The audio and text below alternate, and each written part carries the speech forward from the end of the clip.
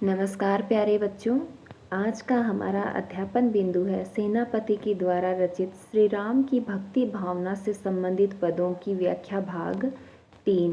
इससे पहले जो हमारी 2 वीडियो है उसमें हमने सेनापति के श्री राम की भक्ति से संबंधित कुछ पदों की व्याख्या की। आज उसी संदर्भ में हम आगे बढ़ते हुए उनके पदों की व्याख्या करते हैं।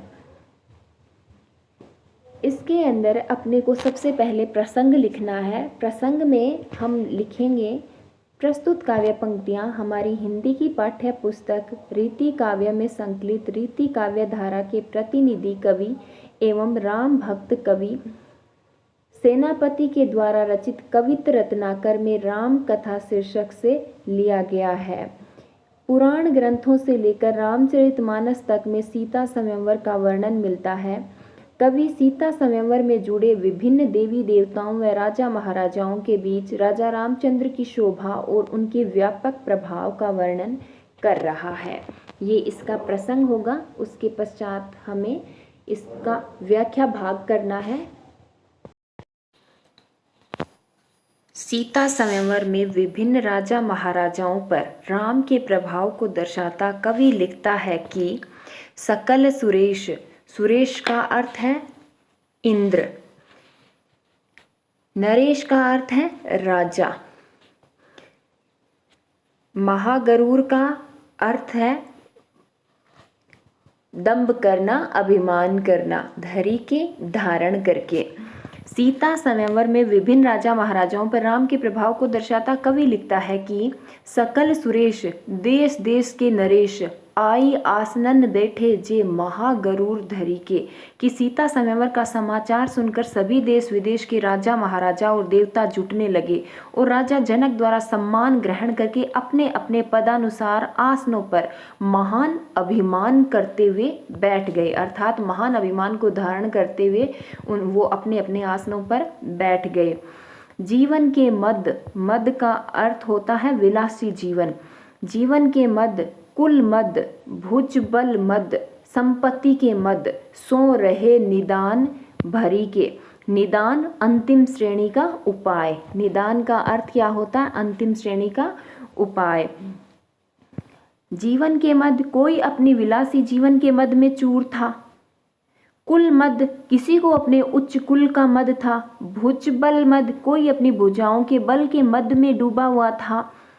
संपत्ति के मद, और कोई संपत्ति की अभिमान में डूबा हुआ था। सो रहे निदान भरी के। इस प्रकार सभी राजा महाराजा अपने अपने कुल, जीवन, भुजबल, संपत्ति और ऐश्वर्य के अंतिम श्रेणी के मद में डूबे हुए थे।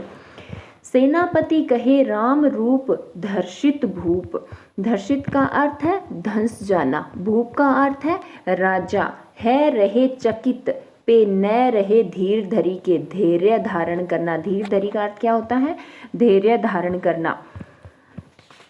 सेनापति कहता है कि सेनापति कहे राम रूप धर्षित भूप, है रहे चकित, पे न रहे धीर धरी के। कवि कहता है शक्तिशील सौंदर्य और गुणों के आगार श्री राम के अद्वितीय स्वरूप को सभा में देखकर सभा में उपस्थित सभी राजा महाराजा चकित रह गए। अपना अपना अभिमान भूल गए और अपना धैर्य खोने लगे। अर्थात उनका जो अभिमान था वो धरती में धंसने लगा। भूल्यो अभिमान देखी भानुकुल भानु। भानुकुल सूर्यवंश में उत्पन्न भानु श्री राम। यहाँ पर भानु कहा गया है श्री राम को। देखी भानुकुल भानु, सूर्यवंश के सूर्य को देखकर वे सब अपना अपना अभिमान भूल गए। सब ठाडे सिंहासन ते हे रहे उतरी के। यही नहीं, सूर्यवंशी श्री राम की आभा को देखकर सभी राजे महाराजे अपना अपना सिंहासन छोड़कर उठ खड़े हुए और राम को सम्मान देने लगे। ठाड़े का अर्थ होता है खड़े हो जाना। अर्थात श्री राम के रूप सौंदर्य को देखकर वो सभी अपने अपने सिंहासन से खड़े हो गए और श्री राम को सम्मान देने लगे। उसके पश्चात हमें इसका विशेष लिखना है। विशेष में हम लिखेंगे प्रस्तुत काव्य पंक्तियों में कवि ने सीता स्वयंवर की शोभा में राम की शोभा का वर्णन अधिक प्रभावी दिखाकर राम के प्रति अपनी अगाध भक्ति भावना का परिचय दिया है। दूसरी पंक्ति में लिखना है, रीतिकालीन दरबारी संस्कृति की झलक राजा महाराजाओं के जीवन मद, कुल मद, भुजबल मद, संपत्ति मद में स्पष्ट इंगित हुई है। तीसरी पंक्ति में हमें लिखना है, शुद्ध साहित्यिक ब्रज भाषा का प्रयोग किया गया है, भक्ति रस और श्रृंगार रस का प्रयोग है, भानुकुल भानु में रूपक और संपूर्ण पद में अनुप्रास अलंकार का प्रयोग है, वर्णन शैली है, मनहरण कवित छंद का प्रयोग है, भाषा में चित्रात्मकता का गुण है, भाषा में बोधगम्यता बनी हुई है। उसके पश्चात इसके अगले भाग की व्याख्या करते हैं हम। इसके अंदर प्रसंग लिखेंगे हम। राजा जनक की बेटी सीता के स्वयंवर में पधारे हुए राजा महाराजाओं, ऋषि मुनियों, देवताओं पर राजा राम के प्रभाव और उनके अप्रतिम सौंदर्य और धनुष भंग के लिए जाते हुए श्री राम का वर्णन कवि ने भक्ति में मग्न होकर किया है। उसके पश्चात इसकी व्याख्या करेंगे। दीर्घ प्रचंड, प्रचंड का अर्थ होता है बलवान। महापीन, पीन का अर्थ होता है स्थूल। महापीन भुजदंड जुग, भुजदंड का अर्थ हो दोनों भुजाओं का जोड़ा। दीर्घ प्रचंड महापीन भुजदंड जुग, सुंदर विराजत फनिंद हूते अति है। फनिंद का अर्थ होता है शेषनाग। सीता स्वयंवर में धनुष भंग करने जाते हुए राम के अद्वितीय सौंदर्य का सेनापति वर्णन कर रहे हैं। वो कहते हैं कि जनक की सभा में सुशोभित श्री राम की दोनों भुजाएं दीर्घ, प्रतापी और महास्थूल दिखाई देती है। महापीन का अर्थ है महास्थूल दिखाई देती है। सुंदर विराजत फानिंद हूते अति है। वे प्रतापी, दीर्घ और स्थूल भुजाएं राम के शरीर पर इतनी अधिक शोभित है कि शेष नाग की शोभा भी उनके सामने फीकी लगती है। लोचन विशाल, लोचन का अर्थ होता है आंखें, विशाल का अर्थ है विशाल, बड़ी बड़ी आंखें। श्री राम की कमल के समान विशाल नयन है। राज दीप्ति, दीप्ति भाल, और उनके मस्तक पर राजसी दीप्ति, राजसी प्रकाश, राजदीप्ति, राजसी प्रकाश।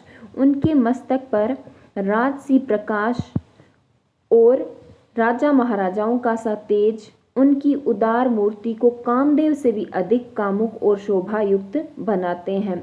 मूर्ति उदार को लजानु रतिपति है। रतिपति का अर्थ होता है रति का स्वामी कामदेव। लजानु का अर्थ होता है लज्जा देना, लज्जाशील हो जाना। उनकी अद्भुत शोभा कामदेव को भी लज्जित कर देने वाली है।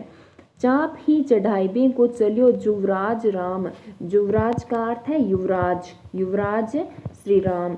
और चाप ही का अर्थ है धनुष। चाप ही चढ़ाइबे को चलियो युवराज राम, सेनापति मत गजराज कैसी गति है। मत का अर्थ है मदमस्त, गजराज सिंह, मदमस्त सिंह की गति जैसे श्री राम लग रहे हैं। सेनापति कहते हैं कि चाप ही चढ़ाइबे को चलियो युवराज राम, सेनापति मत गजराज कैसी गति है। कि सीता स्वयंवर में जब श्री राम भगवान शिव के अटल धनुष पर प्रत्यंचा चढ़ाने के लिए मंद मंद राजसी गति में जाने लगते हैं तो ऐसा प्रतीत होता है मानो मदमस्त सिंह या शेर अपनी विजय हेतु जा रहा है। बिन कहे दूरी ते बिलोकत ही जानी जाती, 20 बिसे दसों दिग्पालन को पति है। दिग्पालन दिशाओं के स्वामी।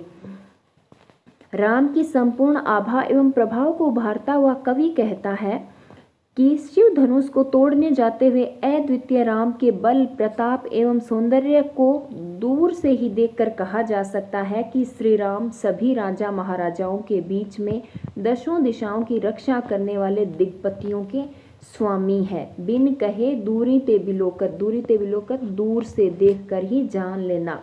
बिन कहे दूरी ते बिलोकत ही जानी जाती, 20 बिसे दसों दिग्पालन को पति है। कि श्री राम को देखकर दूर से ही कहा जा सकता है कि श्री राम सभी राजा महाराजाओं के बीच में दसों दिशाओं की रक्षा करने वाले दिग्पतियों के स्वामी है।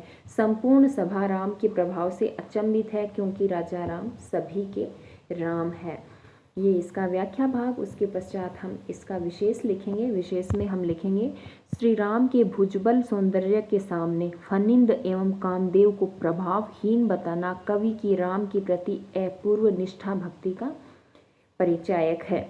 दूसरी पंक्ति में हमें लिखना है कि सेनापति ने श्री राम को अद्भुत सौंदर्य का स्वामी चित्रित किया है, जो कि सभी राजा महाराजाओं पर अपना सकारात्मक प्रभाव डाल रहे हैं। तीसरी पंक्ति, शुद्ध साहित्यिक परिनिष्ठित ब्रज भाषा का प्रयोग किया गया है। संस्कृत के शब्दों का प्रयोग होने के कारण भाषा तत्सम शब्दावली से युक्त है। भाषा में लाक्षणिकता का गुण विद्यमान है।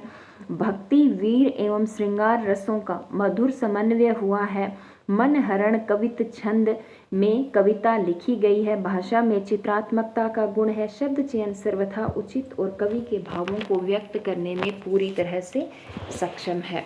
उसके पश्चात इसके अगले भाग की हम व्याख्या करते हैं। इसमें भी प्रसंग है वो पूर्ववत रहेगा, जो मैंने आपको पहले बताया। प्रसंग के बाद हमें इसकी व्याख्या करनी है। व्याख्या में हम देखते हैं, तोर्यो है पिनाक। पिनाक का अर्थ है शिव धनुष। तोर्यो का अर्थ है तोड़ना।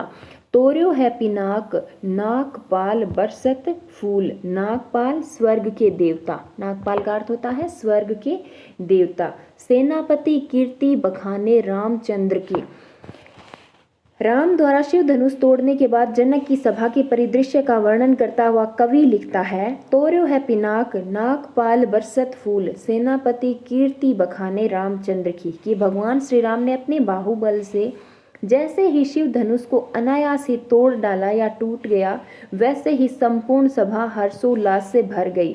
राम द्वारा धनुष भंग करने से स्वर्ग के देवता भी प्रसन्न हो गए और वे राम की इस विजय पर स्वर्ग से ही फूलों की वर्षा करने लगे, अर्थात फूल बरसाने लगे और राम की कीर्ति, शक्ति एवं प्रभावों का गुणगान करने लगे।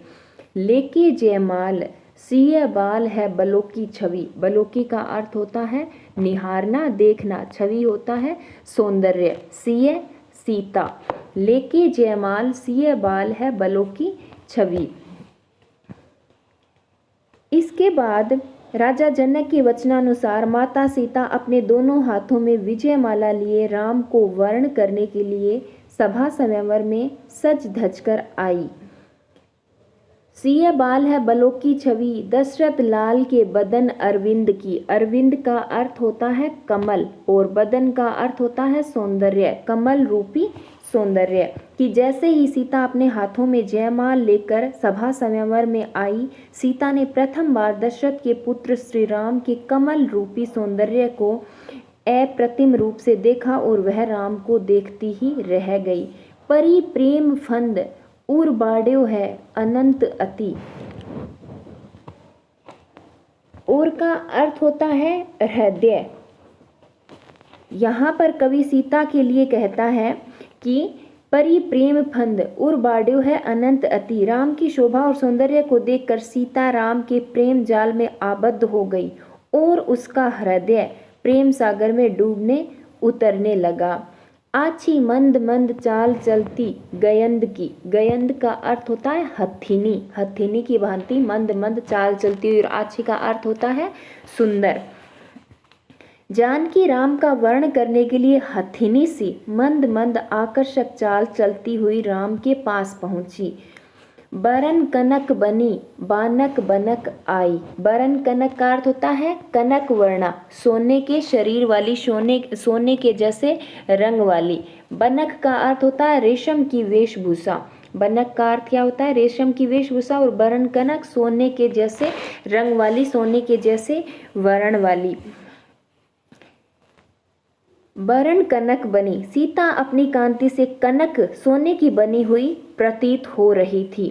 बानक बनक आई। उस समय जानकी स्वर्ण कांति से युक्त रेशमी वस्त्र पहने अत्यंत आकर्षक लग रही थी। जनक मनक बेटी जनक नरिंद की। नरिंद का अर्थ होता है राजा। जनक राजा जनक। और इस तरह से सीता झनक मनक पायल छनकाती हुई राम का वर्ण करती है। यह दृश्य देखकर सभा में उपस्थित देवता, ऋषि, मुनि, राजे, महाराजे और सामान्य जन हर्षोल्लास से मंगल करतल ध्वनि करने लगते हैं। ये इसका व्याख्या भाग है। उसके पश्चात हम इसका विशेष लिखेंगे। विशेष में हम लिखेंगे, देवताओं द्वारा स्वर्ग से फूल बरसाकर कवि ने राम की शक्ति एवं विजय का स्वयंवर में महत्व दर्शाया है कि राम राजकुमार ही नहीं अवतारी पुरुष थे। दूसरी पंक्ति में सीता के सौंदर्य का प्रभावपूर्ण शैली में चित्रण किया गया है। तीसरी पंक्ति राम सीता की प्रेम का शाश्वत सत्य दर्शाया गया है। चौथी पंक्ति में शुद्ध साहित्यिक परिनिष्ठित ब्रज भाषा का प्रयोग है। बदन अरविंद में रूपक और संपूर्ण पद में अनुप्रास अलंकार है। वर्णन शैली का प्रयोग है। छंद मन हरण कवित है जो सहज ही मन का हरण कर लेता है। पद की भाषा साहित्यिक ब्रज है और उसमें ध्वन्यात्मकता, गीतात्मकता, चित्रात्मकता, अलंकारिकता आदि के गुण विद्यमान है। ये इसका व्याख्या भाग और ये इसका विशेष। अब हम अपनी आगे की वीडियो में सेनापति से संबंधित ऋतु वर्णन पढ़ेंगे। सेनापति अपनी दो प्रकार की भावनाओं के लिए जाने जाते हैं, एक तो श्री राम की भक्ति और दूसरा ऋतु वर्णन। श्री राम की भक्ति से संबंधित पदों की व्याख्या हमने कर ली। अब अपनी आगे की वीडियो में हम सेनापति के द्वारा किए हुए ऋतु वर्णन का अध्ययन करेंगे। धन्यवाद।